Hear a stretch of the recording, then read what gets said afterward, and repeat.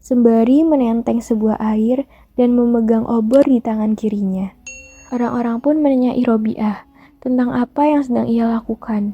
Robi'ah pun menjawab bahwa ia ingin membakar surga dan menyiram neraka.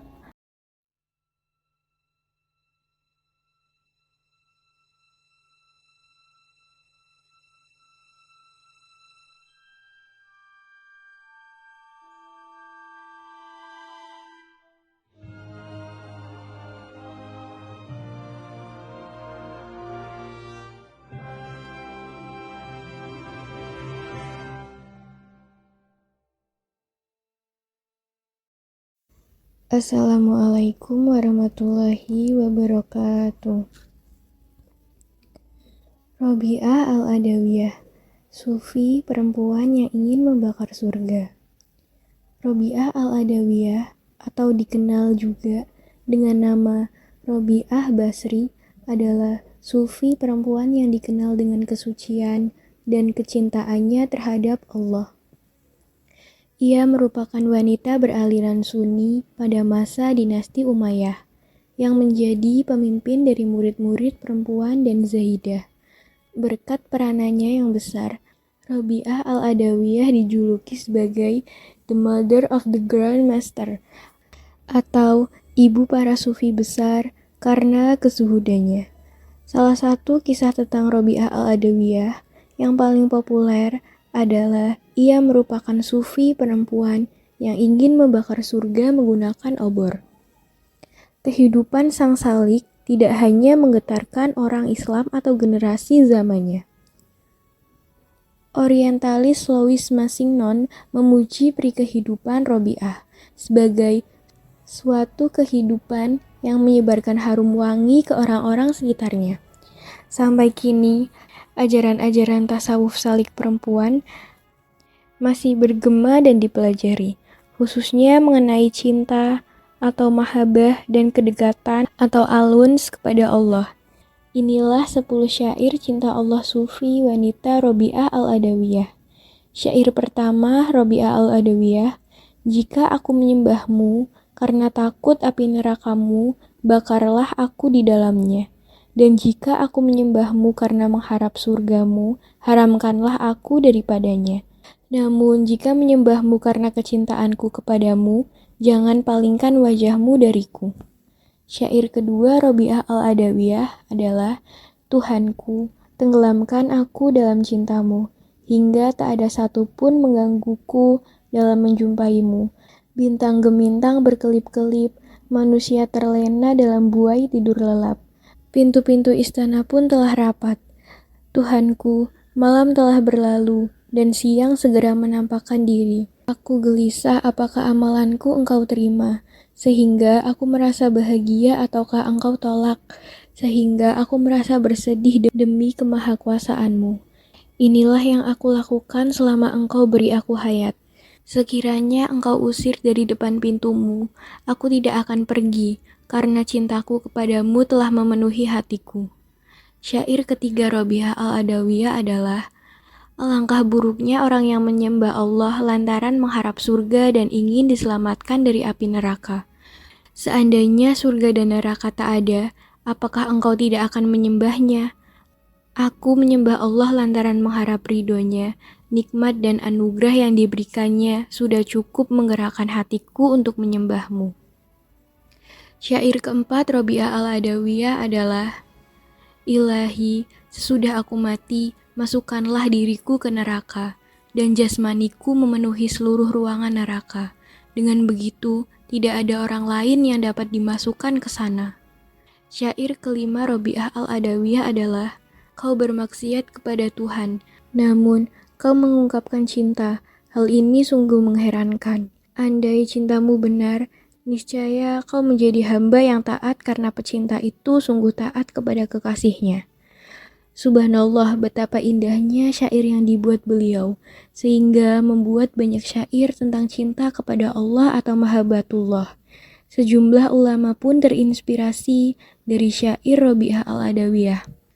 Syair keenam Robi'ah al-Adawiyah adalah, Ilahi, segala upaya keinginanku, kesibukanku, dan kesenanganku di dunia ini hanya untuk mengingatmu, dan segala hal yang akan datang di akhirat nanti hanyalah untuk menemuimu. Inilah diriku yang sebenarnya, sebagaimana yang telah kunyatakan sekarang. Perbuatlah seperti yang engkau kehendaki. Syair ketujuh Robiah Al-Adawiyah adalah, aku mencintaimu dengan dua macam cinta. Cinta karena diriku dan cinta karena engkau layak dicinta.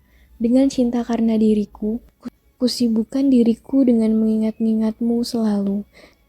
Dan bukan selainmu. Sedangkan cinta karena engkau layak dicinta. Di sanalah kau menyingkap hijabmu, agar aku dapat memandangmu.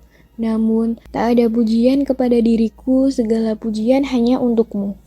Syair ke-8 Robiah Al-Adawiyah adalah, semua menyembahmu karena takut neraka. Mereka menganggap keselamatan darinya sebagai bagian atau untung melimpah. Atau mereka menempati surga, lalu mendapatkan istana dan meminum air salsabila. Bagiku tidak ada bagian surga dan neraka. Aku tidak menginginkan atas cintaku imbalan pengganti. Syair ke-9 Robiah Al-Adawiyah adalah, aku mengabdi kepada Tuhan, bukan karena takut kepada neraka, bukan pula karena ingin masuk surga, namun aku mengabdi karena cintaku kepadanya. Syair ke-10 Robiah Al-Adawiyah adalah, ya Allah, apapun yang engkau karuniakan kepadaku di dunia ini, berikanlah kepada musuh-musuhmu. Dan apapun yang akan engkau karuniakan kepadaku di akhirat nanti, berikanlah kepada sahabat-sahabatmu, sendiri cukuplah bagiku. Subhanallah, begitu indah syair yang beliau buat tentang cinta kepada Allah atau mahabbatullah. Sehingga sejumlah ulama pun terinspirasi dari syair Robiah Al-Adawiyah. Setelah kita semua mendengarkan syair yang indah dari beliau, kita masuk ke dalam awal kehidupan Robiah Al-Adawiyah. Beliau lahir di kota Basrah, Irak, sekitar abad ke-8, tahun 713 sampai 717 Masehi. Ia adalah anak keempat dari keluarga yang terbilang miskin. Ayahnya bernama Ismail. Ketika malam menjelang kelahiran Robiah, kondisi perekonomian sang ayah sangat buruk, sehingga ia tidak punya uang dan penerangan untuk bisa menemani istrinya melahirkan. Beberapa hari kemudian, setelah Robiah lahir, Ismail bertemu dengan Nabi Muhammad dalam mimpinya. Di dalam mimpi itu, Nabi Muhammad mengatakan kepada Ismail untuk tidak bersedih karena Robiah kelak akan tumbuh menjadi seorang wanita yang mulia. Sejak kecil, Robiah sudah dikenal sebagai anak yang sangat pintar dan taat beribadah. Beberapa tahun berselang, ayahnya Ismail meninggal dunia yang kemudian disusul oleh sang ibu. Sehingga sejak kecil, Robiah sudah menjadi yatim piatu. Kedua orang tuanya hanya meninggalkan harta, sebuah perahu yang kemudian digunakan oleh Robiah untuk mencari nafkah. Robiah pun bekerja sebagai penarik perahu yang menyeberangkan orang-orang dari sungai Dajilah ke sungai lain. Dijadikan hamba sahaya atau perdagangan manusia. Saat Basrah dilanda bencana alam dan kemarau panjang, Robiah bersama ketiga saudaranya memilih untuk berkelana ke berbagai daerah demi bertahan hidup. Namun dalam pengembaraannya, Robiah terpisah dengan ketiga saudara perempuannya. Naasnya, Robiah yang hanya seorang diri, diculik oleh sekelompok penyamun dan ia dijadikan hamba sahaya. Hamba sahaya adalah orang yang menjadi korban perdagangan manusia. Disebutkan bahwa Robiah dijadikan hamba sahaya seharga 6 dirham kepada seorang pedagang. Selama beberapa waktu, Robiah harus hidup di dalam kesengsaraan yang teramat dalam. Suatu malam, Robiah bermunajat kepada Allah.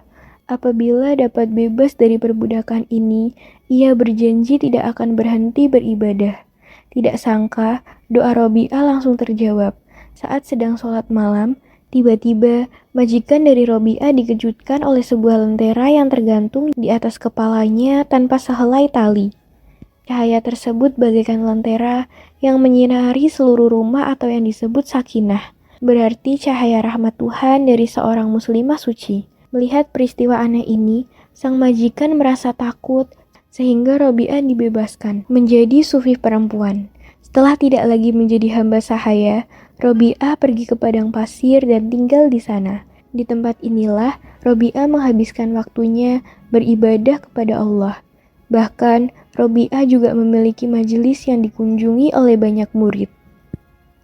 Semasa hidup, Robi'ah memberikan seluruh hidupnya hanya untuk Allah. Tidak ada satupun di dunia ini yang dicintai Robi'ah kecuali Allah.